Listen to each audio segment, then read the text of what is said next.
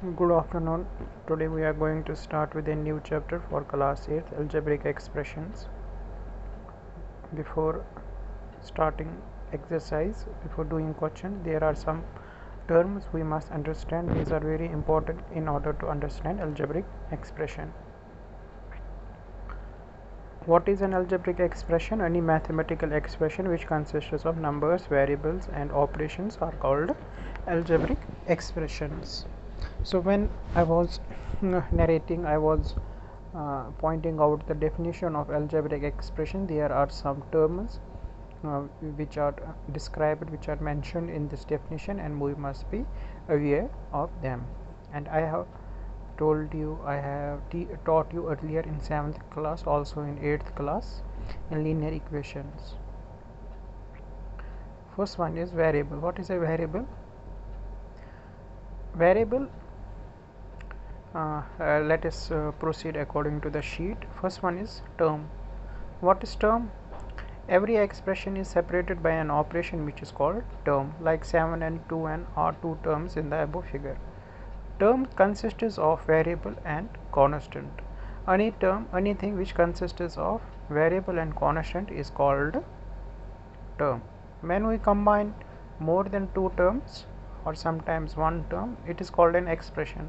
We don't have to go into that. When we solve questions in the exercise, we will automatically understand that what an expression is, how many terms are necessary for an expression, and if there is a one term, can we call it an expression? Yes, we can call it an expression, but at the same time we have to add something to it. Let suppose 0 into x, that sums up to 0. Here it is 7n plus 2.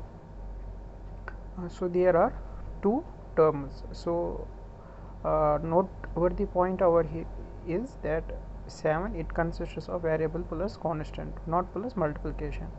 But in second term there is only constant. What about variable? As I said, term consists of variable and constant. In that case, what you have to do, you have to write any variable, let it be x, and you have to write an exponent 0 over it, so that x raised power 0, we can write it as 2x raised power 0. So that sums up. Why we are doing it? Is it going to change? No, it is not going to change anything, because anything raised power 0, I have told you in taught in exponents, x raised power 0, anything raised power 0 is 1. So multiplying 2 multiply 1, it turns out to be 2. So it serves two purpose.